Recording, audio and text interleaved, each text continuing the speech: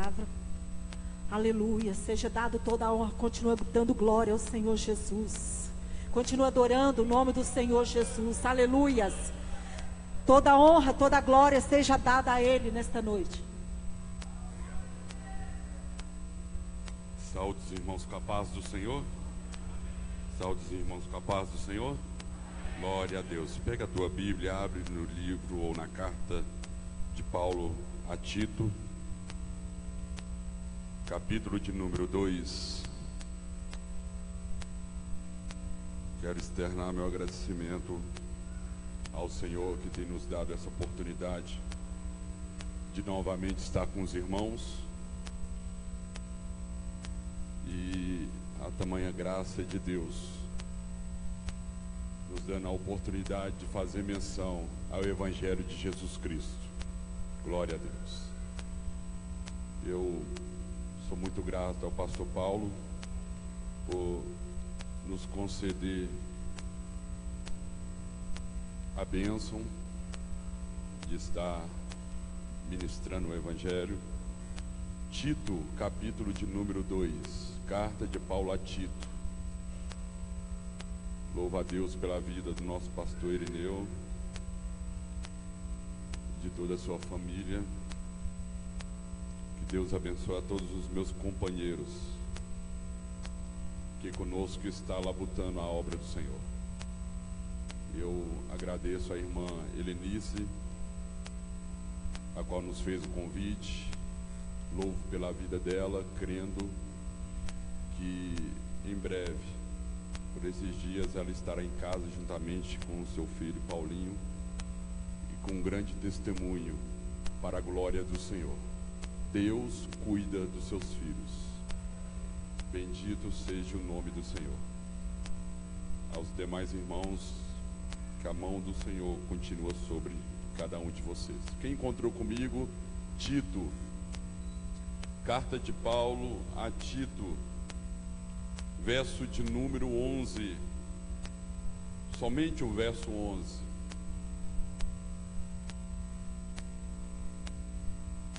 Assim está escrito: porque a graça de Deus se há manifestado, trazendo salvação a todos os homens.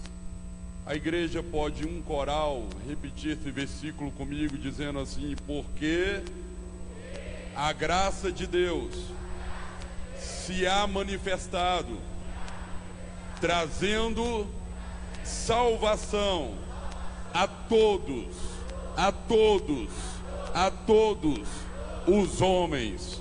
Quem pode dar um glória a Deus por essa verdade?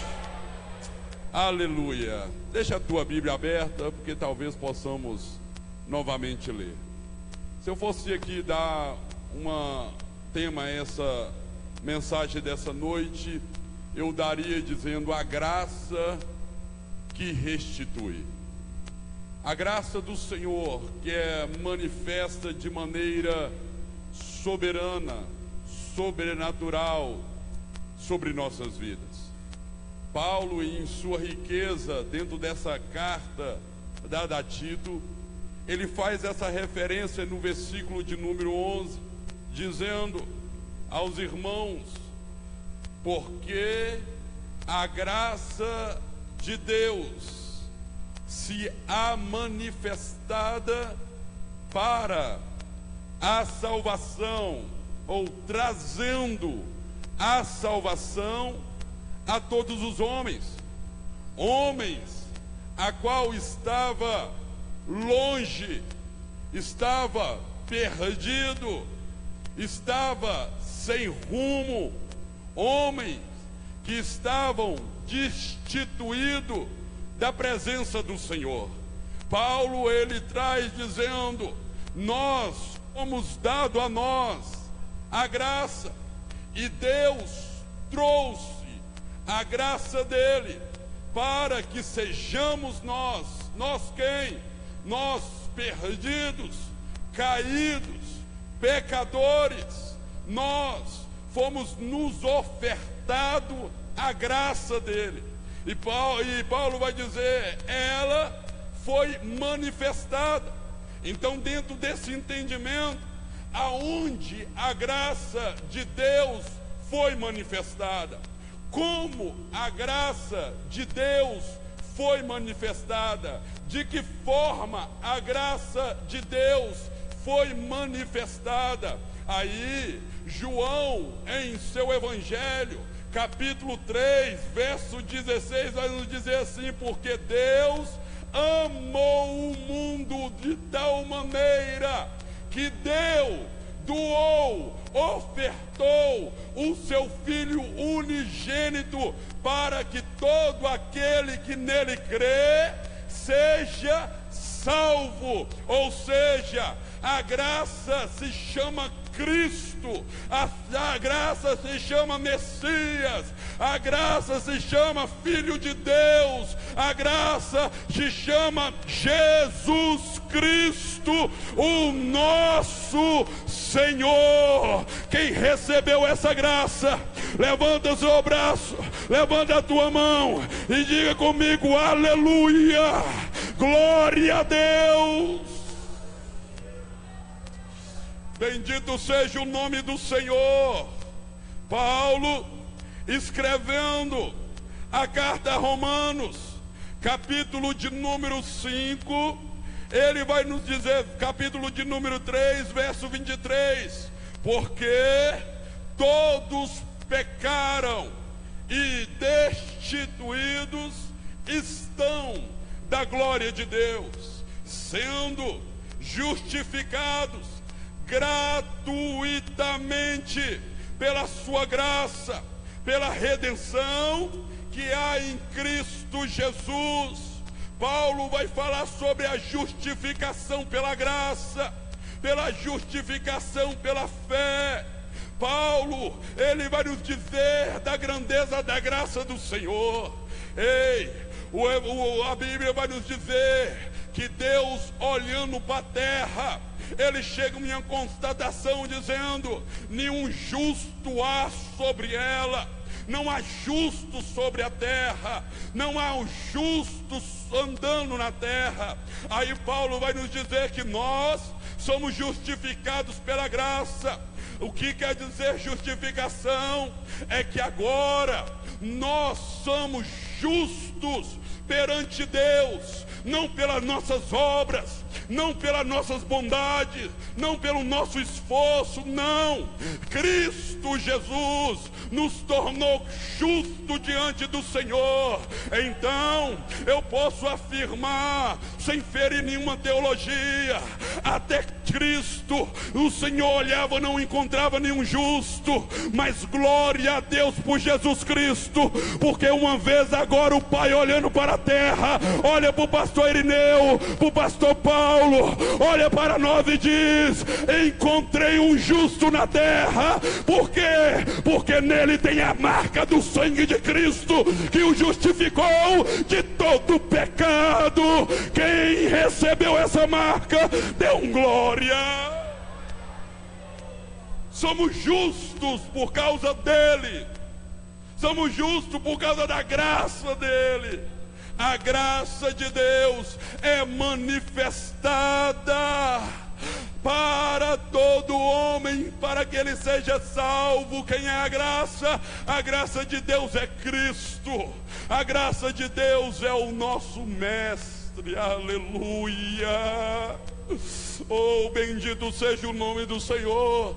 Paulo escreve a Efésios, e no capítulo 2 de Efésios, verso 14, Paulo vai dizer: porque ele, aleluia, no verso 4 ele vai dizer: mas Deus, que é riquíssimo em misericórdia, pelo seu muito amor que nos amou, estando nós ainda mortos em nossas ofensas, nos vivificou juntamente com Cristo. Pela graça sois salvos. Diga comigo: graça. Não fala isso com poesia. Graça. Não, mais uma vez, graça. Oh, e ele vai dizer: e nos ressuscitou juntamente com ele, e nos fez assentar. Olha, Nós éramos pecadores, presbítero Wagner, imundo, sujo, destituído da glória de Deus, afastado da glória dele. Ao que Paulo traz a revelação, e ele, pela graça dele que nos salvou, nos fez assentar, posição de honra. Ou seja, nós estávamos afastados, ele pegou e nos puxou e nos fez assentar em lugares celestiais em Cristo Jesus, para mostrar nos séculos vindouros a abundância, a riqueza da sua graça, pela sua benignidade para conosco em Cristo Jesus. Verso de número 8: porque pela graça sois salvos por meio da fé. Isso não vem de vós, é dom de Deus. Não é o nosso esforço, não é as nossas forças.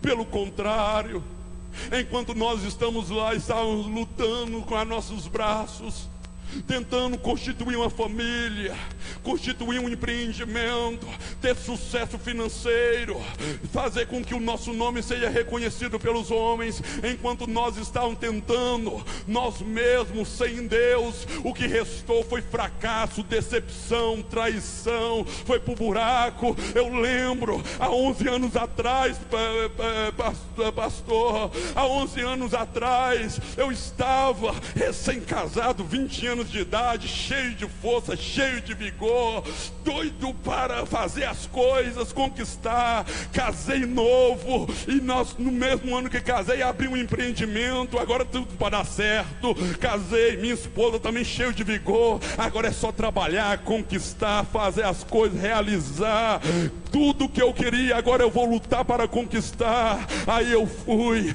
trabalhando, microempreendedor. Agora as coisas vai dar certo. Mas aí eu comecei a envolver com bebida, aí eu comecei a envolver com jogatina, comecei a chegar de madrugada em casa, trabalhava, era honesto, trabalhador. Então como dá errado? Dá sim. Por quê? Porque eu achei que era o meu esforço, eu não precisava de Deus para isso. Afinal, eu batia no peito e dizia: eu tenho Deus na minha vida.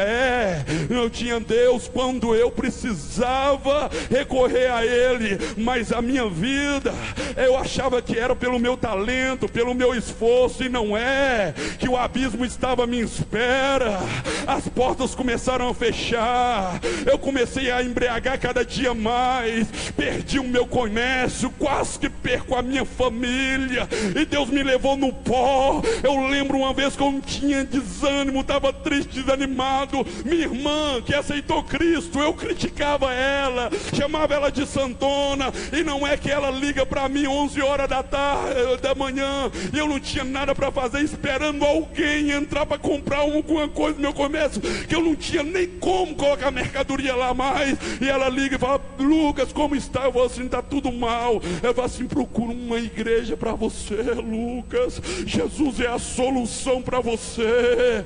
E não é 11 horas da manhã, segunda-feira, como encontrar uma igreja? Eu saí, cheguei em casa, minha esposa disse: veio almoçar. Eu falei assim: não, eu vou procurar uma igreja. Ela falou: como assim? Você nunca procurou a igreja? Você nunca foi para a igreja? Agora, 1h você vai encontrar a igreja? Não sei, a porta que tiver aberta eu entro. E quando pego o ônibus para em Venda Nova, e não é que tinha uma porta aberta, entrei lá, pastor pregando para 3 pessoas, eu era o quarto, e não é que eu ouvi a palavra, chorei, quebrantei. Ele virou: volta no domingo, você, e agora é a sua família. E não é que Jesus Cristo me aceitou, mudou meu cativeiro, mudou a minha sorte, restituiu minha família, restituiu minha vida profissional, financeira, e para a glória de Deus, escreveu meu nome no livro da vida.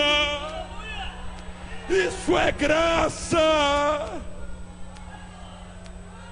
Isso é graça. Isso é graça.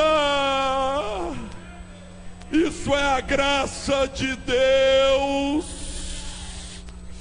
Oh, a graça de Deus se manifesta na eternidade.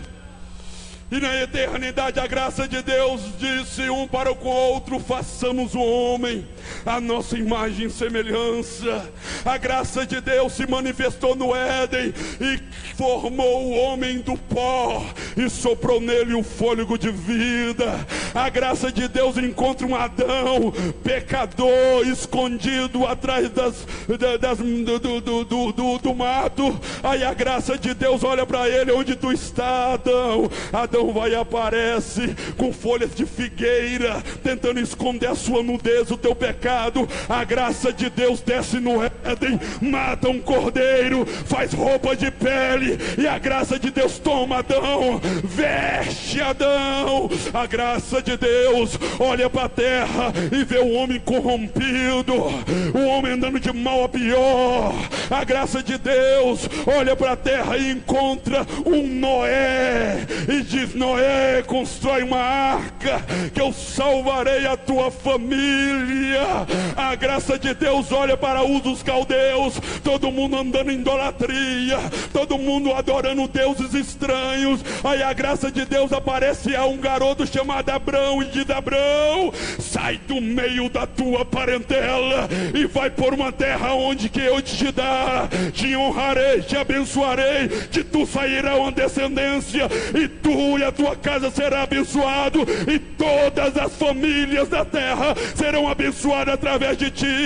A graça de Deus, ela manifesta olhando para um povo escravo no Egito, torturado por Faraó. A graça de Deus escuta o clamor daquele povo. A graça de Deus vai até ao deserto, encontra um fugitivo lá, aparece para ele e diz: Moisés, volta para o Egito, que eu vou te usar para libertar o meu povo. A graça de Deus encontra o povo oprimido. Capítulo 6 de Juízes, aonde os midianitas fez o povo empobrecer. A graça de Deus olha para um menino dentro de um lagar e diz: eu sou contigo, varão valoroso, te usarei para libertar o meu povo. A graça de Deus encontrou debaixo ou atrás de uma malhada um menino desprezado pelos irmãos,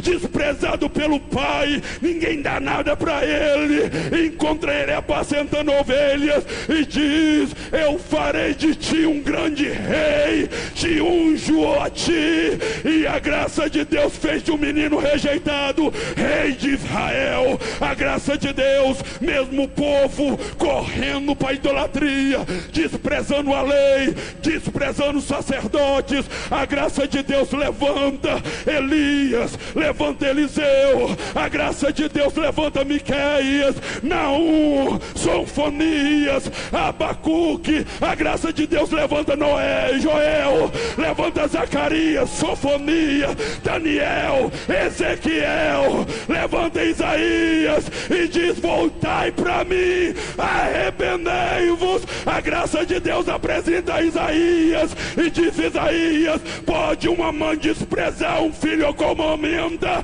pode acontecer que te, mas a graça diz: jamais eu abandonarei o meu povo. A graça de Deus manifestou em Belém, encontrou uma menina jovem, desposada, e a graça aparece a ela e diz: agraciada és tu, e terás um filho, e o nome dele se chamará Jesus, e salvará o meu povo dos teus pecados. A graça de Deus.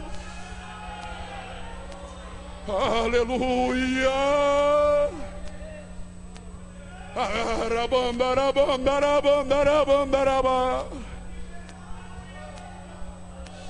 Sinta a graça de Deus neste lugar. Sinta a graça de Deus nessa congregação.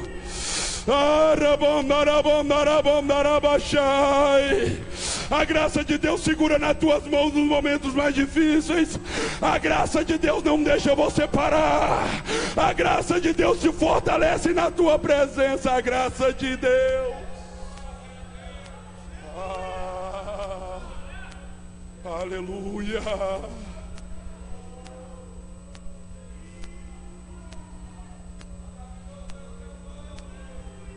A graça de Deus opera em nós.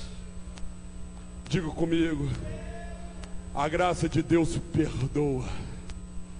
Eu não falo isso forte. A graça de Deus perdoa. Os fariseus, os sacerdotes, eles estão querendo tramar contra Jesus.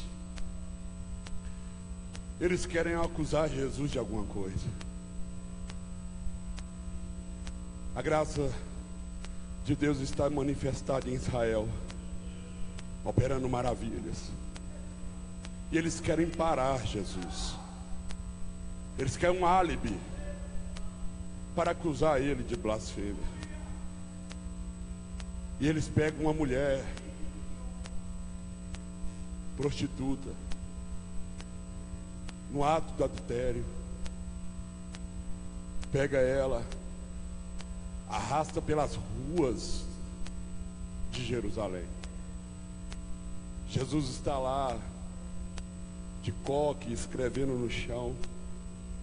Eles pegam aquela mulher e lançam aos pés de Jesus.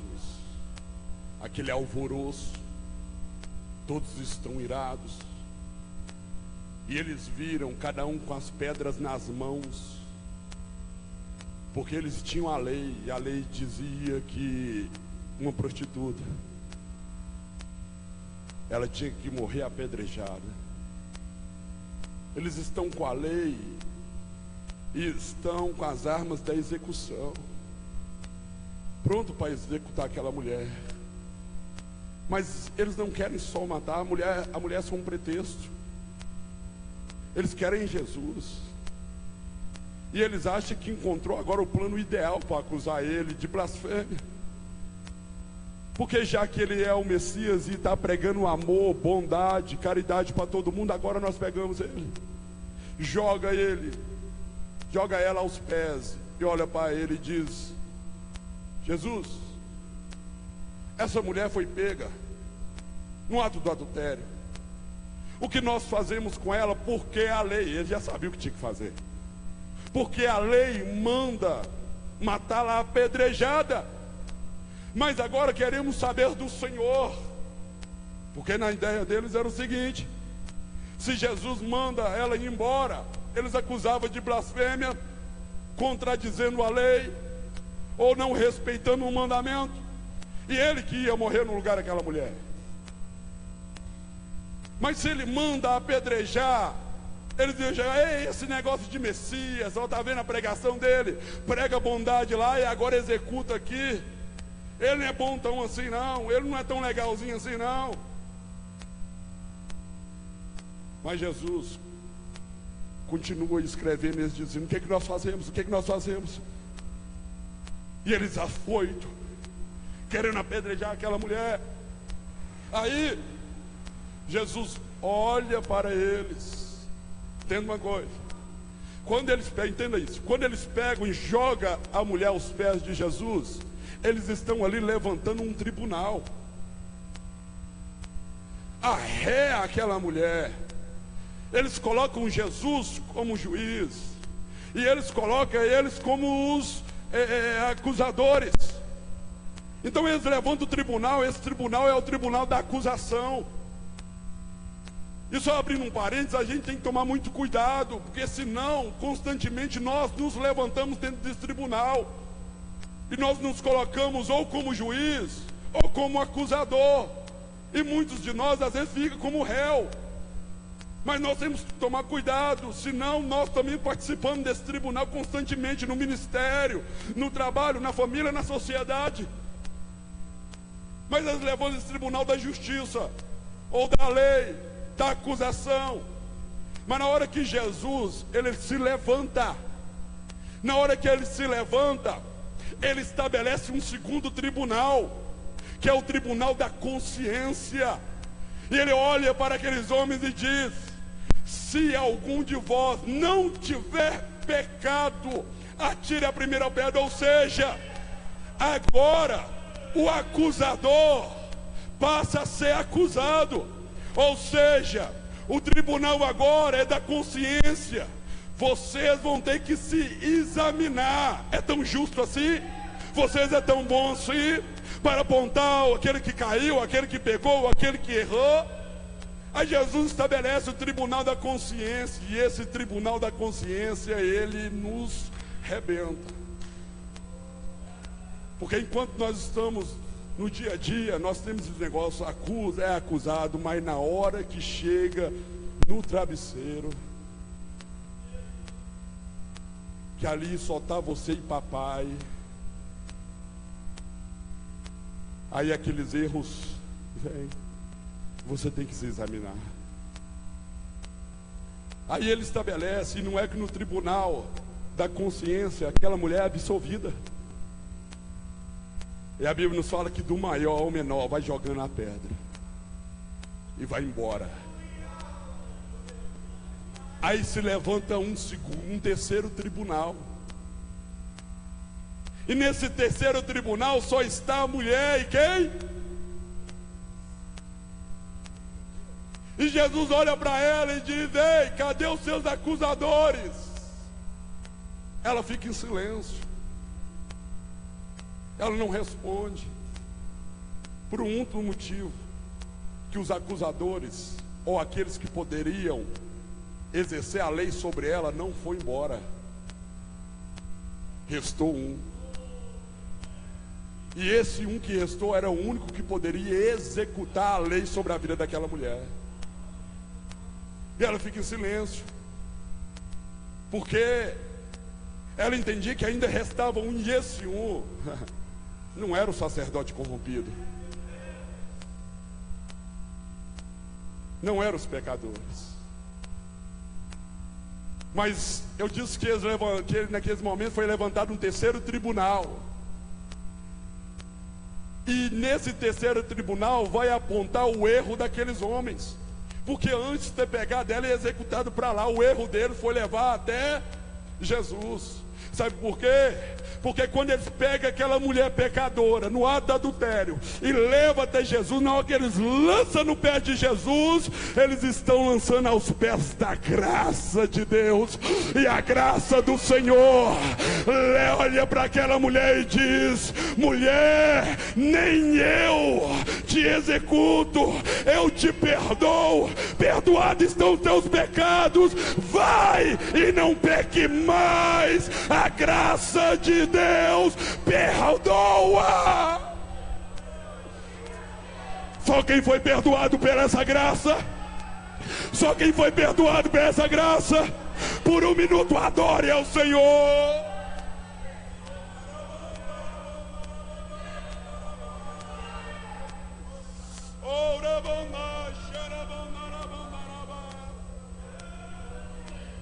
Oh, a graça de Deus perdoa. A graça de Deus cura. Jesus está descendo do monte, e quando ele está descendo do monte, apresenta para ele um leproso. Pastor Irineu, esse leproso vai até ele, e o leproso diz: aleluia, você quer me curar? A pergunta. O leproso olha para a graça e diz: tu quer me curar? A graça apresenta para aquele leproso e diz: eu quero. E na hora, as mãos dele, o corpo dele ficou como pele de bebê. A graça de Deus, ela cura.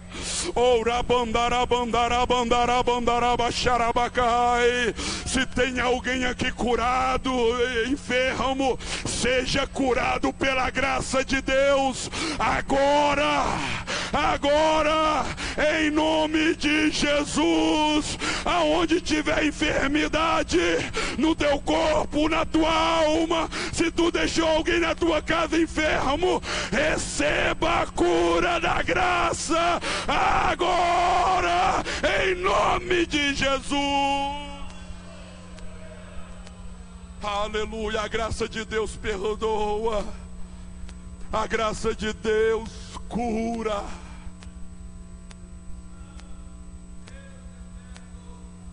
A graça de Deus transforma luto em brado de vitória. Numa cidade chamada Naim, cidade de luto, de morte, tem uma mulher lá que é marcada pela tragédia. Casou e logo depois vê o seu marido descendo à sepultura, o seu sustento, a sua coluna, o seu braço forte. E aquela mulher tenta se reanimar no filho que restou. Eu vejo aquela mulher abraçando o filho e dizendo: filho, nós vamos superar a perca do seu pai. Eu vou cuidar de você, vai ser um grande homem, tu vai crescer, vai ter uma família e nós vamos ser felizes. Vamos lembrar somente da saudade que seu pai deixou. Mas não é que a vida foi injusta para aquela mulher, e a Bíblia nos fala que agora não é o marido mais, é o filho. Ele desce à sepultura. Imagina a vida dessa mulher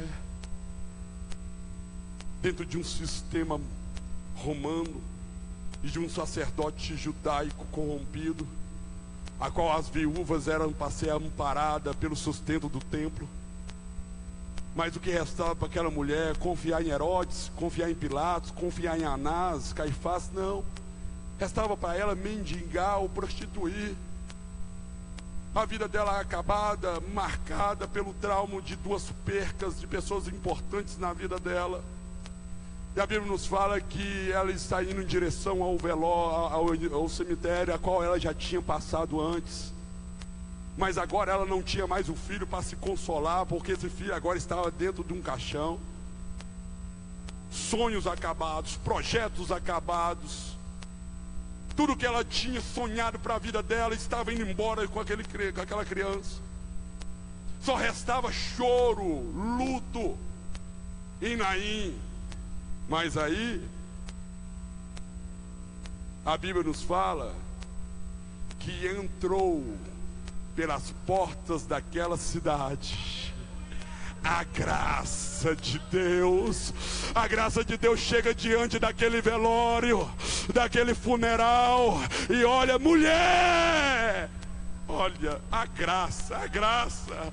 Olha para aquela mãe que não está aguentando mais chorar. Olha para ela e diz: não chores, mulher. A graça de Deus toca no esquife. Aquilo que era morte se transforma em vida. Aquilo que era tragédia se transforma em vitória, porque a graça de Deus chegou. Eu não sei o que tem te roubado teus sonhos, o que tem matado a tua felicidade. Eu não sei se o seu casamento está indo de mal a pior. Eu não sei como está a tua vida, mas eu vim aqui nessa noite para te dizer: a graça de Deus chegou. Não chores, a graça de Deus está no controle da tua vida. Não chores, a graça de Deus está no domínio da tua vida. A graça de Deus. Arabambash, arabambaraba.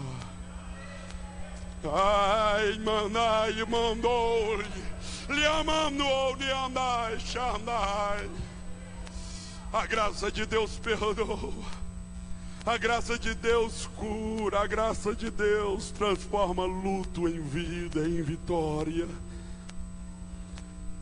A graça de Deus, ela não desiste de nós, mesmo quando nós falhamos. Jesus está na sua última semana, em direção a Jerusalém. Ele sabe que ele entra lá, mas só sai de lá para ser crucificado. Ele começa a falar com seus discípulos. sobre a sua morte.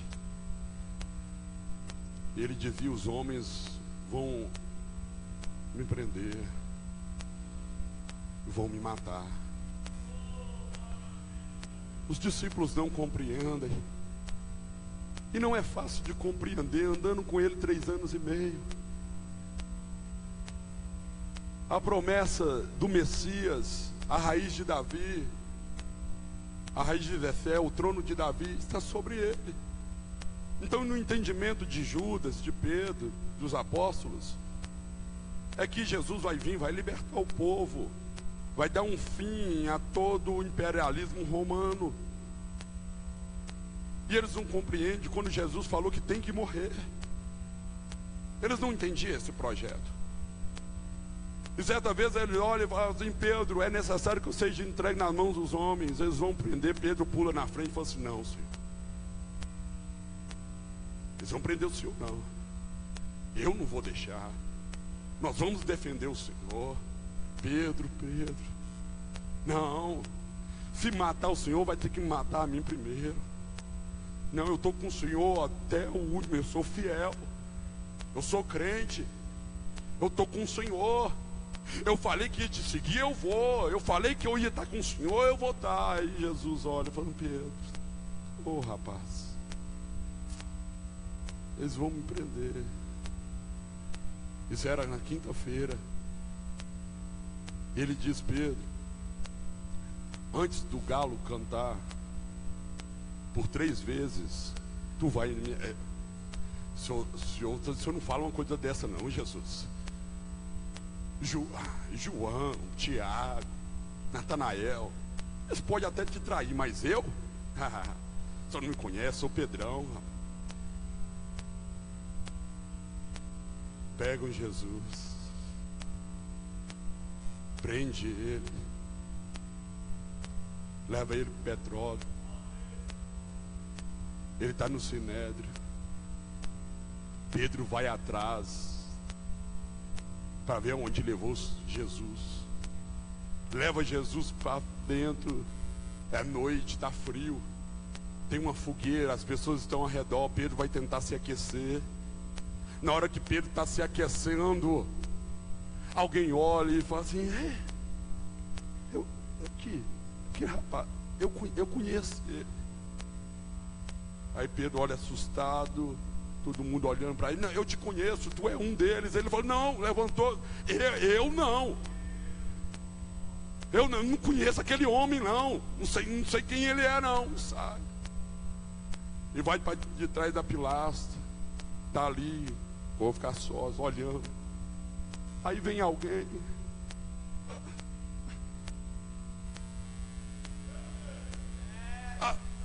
eu sei quem você é um deles. Não sou não. E a sua fala te identifica, as tuas vestes, mesma coisa. Meu querido, quem é uma vez tocado por Jesus, ele pode tentar se esconder, ele pode, aleluia, tu parece com ele sai correndo, mas eu não sei quem ele é. Agora eles estão trazendo Jesus com coroa de espinho, tinha sido desprofeteado, torturado. Jesus está saindo, tem aquele alvoroço para olhar quem ele é. Aí não, Pedro está por perto, aí Pedro vai e coloca lá e vê: eu tenho que fazer alguma coisa para defender o Senhor, eu tenho que fazer alguma coisa para defender o Senhor. Jesus está saindo. E quando Pedro chega, alguém olha e fala assim: ei rapaz, tu é galileu também, né? Tu é seguidor dele. Aí ele: não, eu não, você está me estranhando. Eu não conheço esse homem, nunca andei com esse homem, nunca estive perto desse homem, eu nunca sei, nem sei de onde ele saiu, nem sei o nome dele, não. Na hora que ele acaba de falar, o galo canta. E o que arrebentou Pedro não foi o galo cantar, não, pastor Paulo. O que arrebentou Pedro é que na hora que ele nega Jesus pela 3ª vez, Jesus está saindo, e na hora que ele nega Jesus, olha para Pedro. Imagina o olhar de Jesus. Pedro, o olhar fala tudo. Não te disse, Pedro. Não te disse, Pedro. Não é pelas tuas forças. Não é do seu jeito.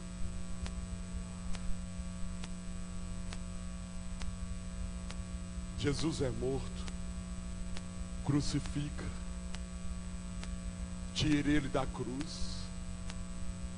Pedro foge, corre envergonhado. Aí bati no peito e falei assim: não acredito que eu consegui, que eu fiz isso. Eu não acredito que eu pude negar ele. Não, que mas precisou, eu neguei ele. Não, ele sai correndo. Uns discípulos voltam para Emaús, outros se trancam no cenáculo. Todo mundo abandona, só fica João que vai até o final com ele. Mas aí vem o sábado, imagina o sábado de Pedro. Já era meu ministério. Não tem jeito, eu errei. O pastor tanto confiou em mim. Eu não acredito que eu pisei na bola desse jeito. Eles não vão me deixar pregar mais. Eles não vão deixar eu nem ceiar mais. Achei que eu nunca ia cair, que eu nunca ia negar o Senhor. Imagina esse sábado torturoso. Mas aí vem o domingo de manhã. As Marias descem levando especiarias para colocar no corpo de Jesus. Quando chega lá, a pedra está removida. O anjo aparece e diz: mulheres, que tu vieste buscar aqui entre os mortos aquele que está vivo. O anjo olha para elas e diz: vai, avisa os meus discípulos para encontrar com Jesus na Galileia. Elas saem correndo. Mas aí Pedro fica sabendo e chega lá: pá, Pedro, ei, no corpo não está lá mais, ressuscitou. Ressuscitou, o anjo falou, eles não acreditaram. Sai correndo Pedro: eu vou lá, eu tenho que conferir isso aqui. Mas a Bíblia vai nos falar, está escrito em João 19, que quando Pedro está aproximando do sepulcro, ele começa a reduzir a velocidade. Eu fico imaginando: não, como que eu vou encarar ele? Eu neguei, eu caí, eu fracassei. E ele reduz a velocidade, e João vem atrás, passa na frente e entra. Não encontra. Eles voltam para trás. Mas aí o texto vai nos falar que a Maria Madalena fica por ali. E ela começa a chorar. E na hora que ela chora, o anjo vem e diz: mulher, não ficai assim, ele está vivo, ele ressuscitou. E na hora que ela olha para trás, ela vê um homem, ela acha que é um jardineiro. E ela diz: ei, me avisa onde está o meu mestre. Que ela não sabia que era Jesus. Aí a graça olha para Maria Madalena e diz: Maria. Ela olha: Raboni, abraça. Não me abraça, ainda eu preciso ir para o meu pai, não me abraça. E a graça olha para Maria e diz: Maria, avisa os meus discípulos e a Pedro. Aleluia. Oh, aleluia. Jesus sabia o que estava passando no coração de Pedro. Jesus sabia que Pedro não ia para Galileia. Jesus sabia que ele estava triste, estava decepcionado, estava frustrado. Aí Jesus avisa para Pedro. E não é que ele encontra na Galileia, mas que na Galileia Jesus não está lá. Entra no cenáculo, Jesus está lá, mas Pedro não está. Aí a Bíblia nos diz que Jesus vai até a praia. Jesus senta, peixe, mel, coloca ali, faz um churrasco. E ele senta ali, de frente está os pescadores, João, André e Pedro. João olha e diz: ei, é o Raboni, é o mestre. Ele sai correndo e vai até lá. Pedro se lança do barco, esconde dentro da água, atrás do barco, e diz: eu não vou. Ele vai ser duro comigo. Ele vai me castigar, ele vai me colocar em disciplina. Aí a graça está lá esperando. Pedro vem, a graça está lá esperando. Ele falou, não vou. O frio vem, começa a ficar enrugado. Aí a graça é paciente. Ela espera, ela espera, ela espera, ela espera. Aí Pedro não tem jeito, eu tenho que sair. A graça não vai embora, ela está me esperando.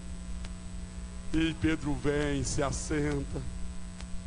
Eles ficam todos calados, comem, se aquecem no fogo.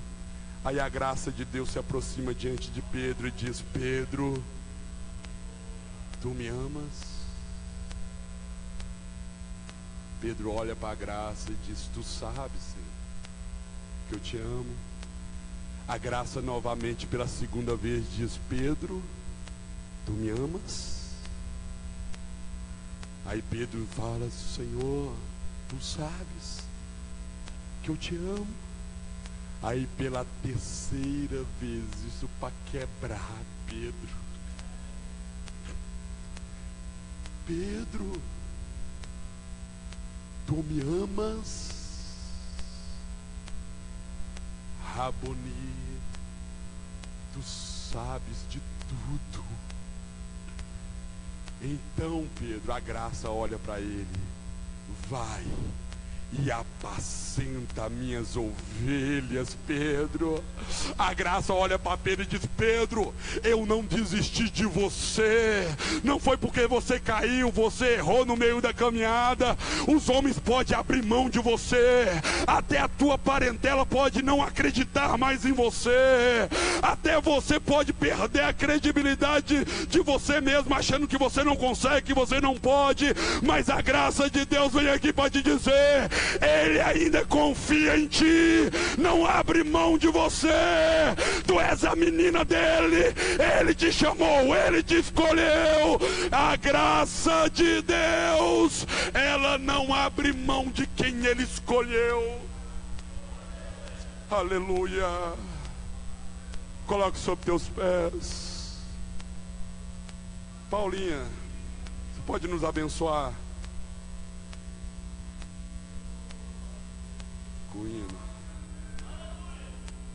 A graça de Deus perdoa, a graça de Deus cura, a graça de Deus pega luto e transforma em vitória. A graça de Deus não desiste de nós, de mim, de você. Ele conhece as nossas fraquezas, Ele conhece as nossas limitações.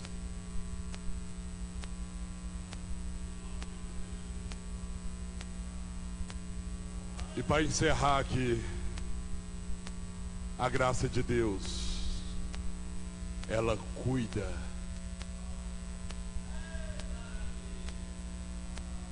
Fala para o seu irmão do seu lado, se você tem comunhão com ele, diz, a graça de Deus cuida.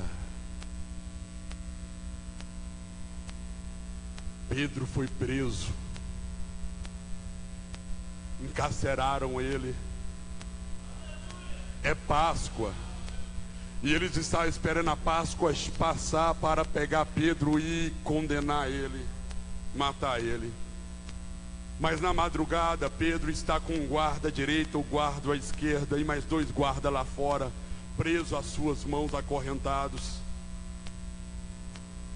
Aí de madrugada a luz vem dentro daquele cárcere, a luz da graça.